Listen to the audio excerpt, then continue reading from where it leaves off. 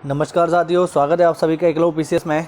और मैं आज आपके लिए लेकर के आया हूं 28 अप्रैल के टॉप 10 करंट क्वेश्चंस, जिनको आज हम डिस्कस करेंगे। और अगर आप चैनल पर नए हैं तो चैनल को सब्सक्राइब करना ना भूलें, बेल आइकन को जरूर प्रेस करें, ठीक है। और यदि आप ये पीडीएफ प्राप्त करना चाहते हैं करंट से जुड़ी हुई, तो आप हमारा टेलीग्राम चैनल ज़रूर ज्वाइन करें। टेलीग्राम एप्लीकेशन पर जाकर के एकलव्य पीसीएस सर्च कीजिए, वहाँ आपको ये जो फ्री पीडीएफ है मिल जाती है डेली के डेली, ठीक है। तो बिना किसी देरी के चलिए हम इसे शुरू करते हैं।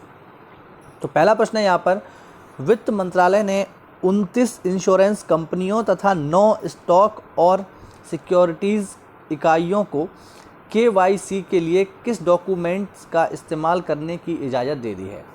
यहाँ पर बात हो रही है, देखो केवाईसी की है ना। तो पहले आप ये जान लो केवाईसी क्या है। वैसे तो आप लोग जानते होंगे, उम्मीद करता हूँ आप समझदार हैं। केवाईसी का मतलब है नो योर कस्टमर। केवाईसी का मतलब है नो योर कस्टमर, ठीक है। अपने कस्टमर को, अपने ग्राहक को जानिए, इसको हम कहते हैं केवाईसी, है ना। तो किस डॉक्यूमेंट का इस्तेमाल करने की अनुमति दे दी है? ऑप्शन है पैन कार्ड, ड्राइविंग लाइसेंस, आधार कार्ड या राशन कार्ड। तो मैं आपको बता दूं, पैन कार्ड हो गया, ड्राइविंग लाइसेंस हो गया और राशन कार्ड हो गया, तो ऑलरेडी मान्य थे। फिलहाल यहाँ पर जो अनुमति दी गई है वो दी गई है किसके लिए? वो दी गई है आधार कार्ड के लिए। ये बात हम ध्यान रखेंगे, ठीक है। तो आधार कार्ड को ये परमिशन ग्रांट कर दी गई है कि आधार कार्ड का यूज़ किया जा सकता है ना। आप देख सकते हैं, वित्त मंत्रालय ने 29 इंश्योरेंस कंपनियों तथा 9 स्टॉक और सिक्योरिटीज़ इकाइयों को केवाईसी के लिए आधार कार्ड का इस्तेमाल करने की इजाज़त दे दी है, जिससे छोटे और खुदरा निवेशकों को फ़ायदा होगा। उन्हें केवाईसी के लिए अब अन्य कागजात पेश करने की ज़रूरत नहीं होगी, केवल आधार कार्ड से ही इसका काम हो जाएगा। चलिए आगे देखें। अगला प्रश्न है, किसके द्वारा जारी रिपोर्ट के अनुसार भारत को विदेशों से भेजे जाने वाली रकम 23% घटकर अब 64 अरब डॉलर रह जाएगी, ऐसा अनुमान जारी किया है। बेसिकली देखो अभी क्या हो रहा है, कोरोना है। तो कोरोना में काफ़ी ज़्यादा चीज़ें जो हैं अभी नुकसान में चल रही हैं, है ना। तो वो कौन सी संस्था है जिसने ये अनुमान लगाया है कि भारत को जो विदेशों से रकम आती है वो 23% घट जाएगी, है ना। तो वो संस्था है वर्ल्ड बैंक। आप देख सकते हो, वर्ल्ड बैंक ने ये अनुमान लगाया है कि हमें विदेशों से भी जितना पैसा आता है उसका इस बार 23% घट जाएगा, और इस 23% घटकर जो शेष रह जाएगा वो तकरीबन 64 अरब डॉलर रहेगा। यानी विदेशों से हमें तकरीबन इस बार 64 अरब डॉलर मिलेगा, जो कि पिछली बार से 23% तक कम है, ठीक है। ऐसा अनुमान लगाया है विश्व बैंक ने, ठीक है, कि ऐसा होगा। अब होगा कि नहीं होगा ये तो भविष्य के गर्भ में छुपा हुआ है, ये तो भविष्य में पता चलेगा। अनुमान लगाया है इन्होंने, ठीक है। आप देख सकते हैं विश्व बैंक के द्वारा जारी रिपोर्ट के अनुसार भारत को विदेशों से भेजे जाने वाली रकम 23% घटकर 64 अरब डॉलर रहने का अनुमान है, जो कि हाल ही के इतिहास में सबसे अधिक गिरावट है। यह गिरावट प्रवासी श्रमिकों के वेतन तथा रोजगार में कमी के कारण हुई है। बेसिकली जो मैंने आपको बताया वही है ना। जो प्रवासी हमारे जो लोग हैं जो विदेशों में रह रहे हैं और वहाँ काम कर रहे हैं, तो वहाँ से जो हमारे लिए वो रकम भेजते हैं उसी की बात है यहाँ पर, है ना। तो जो हमारे लिए रकम आ रही है वो इस बार घट जाएगी। कितना घट जाएगी? 23% घट जाएगी, ऐसा अनुमान लगाया है वर्ल्ड बैंक ने, ठीक है। अब इसका रीज़न क्या है? तो बहुत ही सिंपल सा इसका रीज़न है ना। रीज़न क्या है भैया कि पैसा क्यों नहीं आ पाएगा? क्योंकि कोई काम ही नहीं कर रहा है। काम क्यों नहीं कर रहा है? ड्यू टू कोविड-19, ठीक है। तो ये इसका सिंपल सा रीज़न है। तो और ये ऐसा नहीं है केवल भारत के लिए ही कमी आएगी, ये ऑल ओवर वर्ल्ड होगा, ठीक है ना। पूरी दुनिया में ही होगा, पूरी दुनिया में ही ये गिरावट हमें देखने को मिलेगी। जो वर्ल्ड इकोनॉमीज़ है वो सारी की सारी कोलैप्स होने वाली हैं या हो जाएंगी कुछ टाइम पर। ऐसा भी अनुमान लगाया जा रहा है कि ये जो महामारी है इसकी वजह से जो मंदी आने वाली है वो 1929 के 1929 का जो ग्रेट रिसेशन था, 1929 का जो ग्रेट रिसेशन था, उसके बाद इतना बड़ा रिसेशन अब देखने को मिल सकता है कोविड-19 के कारण। तो ऐसा भी अनुमान लगाया जा रहा है। देखने वाली बात होगी कि जब कोरोना ख़त्म हो जाएगा तो उसके बाद जो वर्ल्ड इकोनॉमीज है किस तरीके से अपने आप को इस्टेब्लिश करती हैं। अगला सवाल देखें, प्रश्न नंबर 3। 27 अप्रैल को किस वर्ष UIDAI ने भारत के नागरिकों की पहचान का नया सबूत, यूनिक आइडेंटिफिकेशन नंबर आधार पेश किया था? बहुत ही सिंपल सा प्रश्न है और जीके में बिल्कुल पूछा जा सकता है। पूछना ये चाह रहा है कि बताओ भैया आधार जो है किस वर्ष लॉन्च हुआ है। इम्पॉर्टेंट सवाल हो सकता है ये सभी एग्जाम्स के लिए, बहुत ही इंपॉर्टेंट है, क्योंकि आधार तो हम जितने भी लोग हैं इंडिया में सबके पास आधार है। अब मज़े की बात तो ये, जो इंडिया के नागरिक हैं उनके पास तो है ही, और बाकी जो बांग्लादेशी और रोहिंग्या जो इंडिया में घुसे आए हैं उनके पास भी आधार है। तो मतलब मज़े ही मज़े यहाँ तो सबके, है ना। बिल्कुल आपको पता होना चाहिए कि आधार कार्ड किस वर्ष शुरू हुआ है। ठीक है, तो आधार कार्ड जो शुरू हुआ है ये हुआ है 2010 से। ठीक है, 2010 से। और मैं आपको बता दूं तत्कालीन सरकार उस समय में थी कांग्रेस की। तो कांग्रेस की जो अध्यक्ष थी उस समय पे वो सोनिया गांधी थी। एक्चुअल में गांधी परिवार का कोई अध्यक्ष रहता है ना। तो सोनिया गांधी ने जिस महिला से आधार कार्ड की शुरुआत की थी वो आदिवासी महिला थी, और उस आदिवासी महिला का नाम था रंजना सोनावड़े। ध्यान रखना, किस महिला को सबसे पहले आधार कार्ड दिया गया, उसका नाम था रंजना सोनावड़े। तो रंजना सोनावड़े नामक महिला को आधार कार्ड दिया गया था सबसे पहले। प्रश्न कभी पूछ ले कि पहला आधार कार्ड किसको मिला था, तो राष्ट्रपति या प्रधानमंत्री को नहीं मिला था, वो मिला था एक आदिवासी महिला रंजना सोनावड़े को पहला आधार कार्ड। कब से शुरू हुआ है? 2010 से, आप देख सकते हो। और 27 अप्रैल से ही शुरू हुआ था, इस वजह से हम इसको जान लेते हैं। अगला सवाल देखें। नेशनल डिफेंस कॉलेज की स्थापना 27 अप्रैल 1960 को कहाँ पर की गई थी? तो आंसर आप लोगों के सामने है। ऑप्शन है Mumbai, Delhi, Chennai, Kolkata. National defence college, तो बच्चों नेशनल डिफेंस कॉलेज की स्थापना हुई है न्यू दिल्ली में। ठीक है ना, 1960 में। देख सकते हो आप लोग, 27 अप्रैल 1960 में नेशनल डिफेंस कॉलेज की स्थापना दिल्ली में की गई थी। यह भारतीय सेना के लिए उच्च शिक्षा का संस्थान है।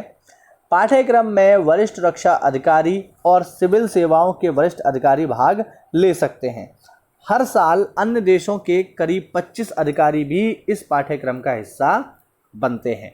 तो हमारे लिए एक गर्व का विद्यालय है नेशनल डिफेंस कॉलेज जो दिल्ली में है। आगे देखें प्रश्न नंबर 5। मानवाधिकार की दिशा में कदम उठाते हुए किस देश ने हाल ही में कोड़े मारने की सज़ा बंद कर दी है? ठीक है, वो कौन सा देश है जिसने अपने यहाँ कोड़े मारने की सज़ा बंद कर दी है? तो देखिए, इस प्रकार की जो बर्बर सजाएं हैं, जैसे लोगों को कोड़े मारना हुआ, सरेआम फांसी पर लटकाना हुआ, सरेआम गोली मारना हुआ, महिलाओं को ड्राइविंग लाइसेंस ना देना हुआ, महिलाओं को अकेले जाने की अनुमति ना देना हुआ, तो वो देश है भैया सऊदी अरब। सऊदी अरब इस प्रकार के कार्य करता है। वहाँ पर नियम कानून बहुत कठिन है। चोरी करने पर हाथ काट लिया जाता है। महिलाओं को अब आकर के ड्राइविंग लाइसेंस मिला है, अब आकर के, आप सोचिए, इससे पहले महिलाओं को कार चलाने की अनुमति नहीं थी। ठीक है ना। इसके अलावा महिलाओं को कहीं भी अकेले जाने का अधिकार नहीं था। ये भी मैं समझता हूँ 2019 में ही मिला है ना, कि वो कहीं अकेले जा सकती हैं।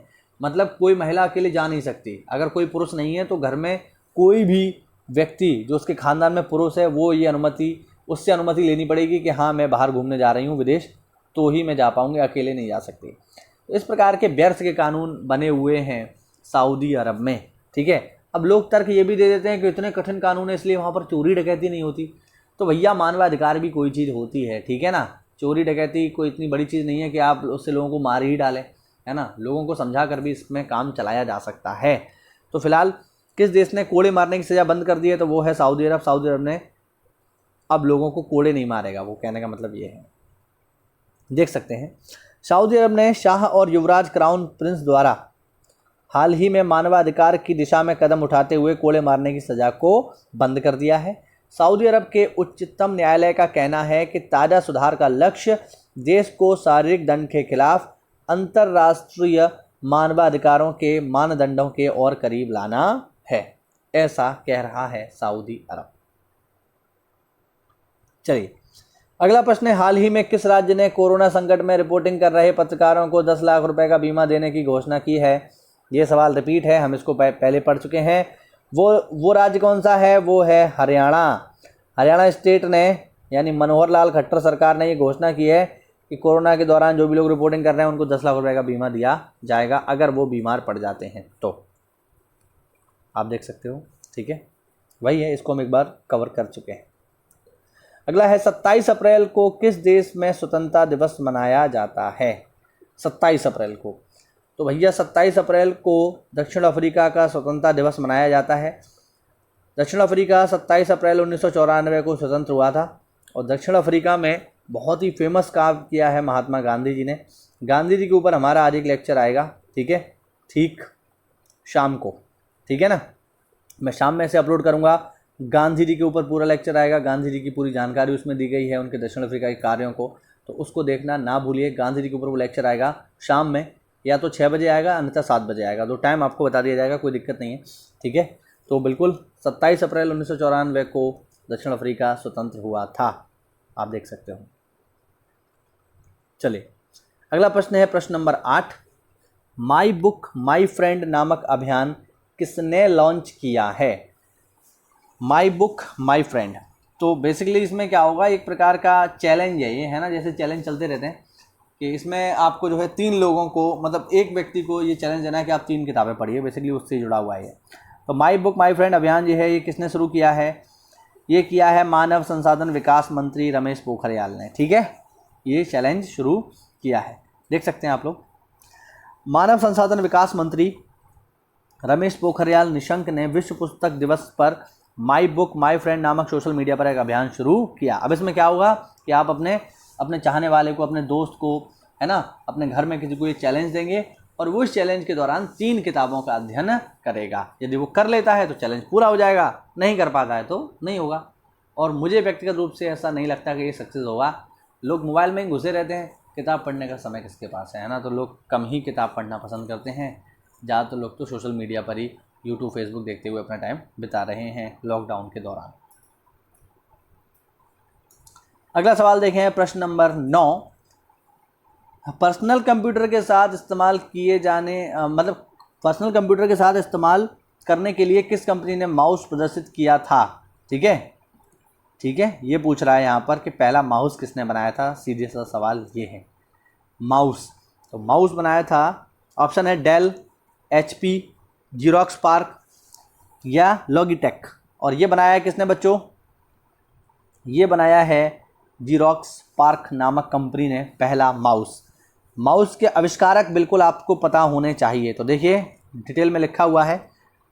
27 अप्रैल 1981 में पर्सनल कंप्यूटर के साथ इस्तेमाल करने के लिए जीरोक्स पार्क कंपनी ने माउस प्रदर्शित किया था।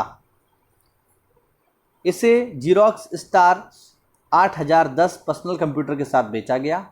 इससे पूर्व 1970 में डगलस एंजल बर्ट ने माउस का पेटेंट कराया था। माउस के आविष्कारक हैं डगलस एंजल बर्ट। ध्यान रखना, इंपॉर्टेंट है, ये नाम पेपर में पूछ लेता है कि बताइए माउस के आविष्कारक कौन है। तो डगलस एंजल बर्ट, इन्होंने 1970 में माउस का आविष्कार किया था, जो आजकल कंप्यूटर के साथ महत्वपूर्ण उपयोग के तौर पर इस्तेमाल किया जाता है। और आज के लिए अंतिम प्रश्न, हाल ही में भारत ने किस देश को दी गई हाइड्रोक्सी क्लोरोक्विन की 1 लाख गोलियां दी हैं? ठीक है ना, इसका शॉर्ट फॉर्म मैंने एक बार आपसे पूछा था, इसका फुल फॉर्म बताइए। तो ये है HCQ, हाइड्रोक्सी क्लोरोक्विन HCQ। ये दवा काफ़ी डिमांड में है, ठीक है ना। ये बेसिकली मलेरिया के लिए दवा है और ऐसा माना जा रहा है कि ये दवा कारगर सिद्ध हो रही है कोरोना के इलाज में। तो अभी अमेरिका ने हमसे इसकी बहुत बड़ी खेप जो है मांगी थी और हमने उसको दी भी। लेकिन रिसेंटली भारत ने किस देश को 1 लाख गोलियां दी हैं HCQ दवा की? तो वो देश है हमारा पड़ोसी देश बांग्लादेश। ठीक है, बांग्लादेश को हमने HCQ की 1 लाख गोलियां दी हैं कोरोना संकट के दौरान। आप देख सकते हैं हाल ही में भारत ने बांग्लादेश को हाइड्रोक्सी क्लोरोक्विन की 1 लाख गोलियां और 50,000 सर्जिकल ग्लव्स व अन्य चिकित्सा सामग्री बांग्लादेश के स्वास्थ्य मंत्री जाहिद मलिक को सौंपी है। ठीक है, तो ये थे इम्पोर्टेंट हमारे टॉप 10 करंट क्वेश्चंस जो कि करंट घटनाओं से जुड़े हुए थे। उम्मीद करते हैं ये वीडियो आपको अच्छा लगा होगा। अच्छा लगा है तो लाइक शेयर सब्सक्राइब करना ना भूलें। और PDF चाहिए तो निश्चित रूप से हमारा टेलीग्राम चैनल ज्वाइन करना ही पड़ेगा, तभी मिलेगी PDF। ठीक है, तो टेलीग्राम चैनल को ज्वाइन कर लीजिए और दनादन पढ़ाई जारी रखिए लॉकडाउन के दौरान। मिलते हैं अगली क्लास में। और शाम को वीडियो आएगा गांधी जी के ऊपर, उसको देखना ना भूलिए। ठीक है ना, ठीक है, शाम को ठीक 6:30 बजे वीडियो अपलोड हो जाएगा, तो उसको अवश्य से देखिए। ठीक है, मिलते हैं शाम को, तब तक के लिए धन्यवाद। Stay home, stay safe. जय हिंद, जय भारत।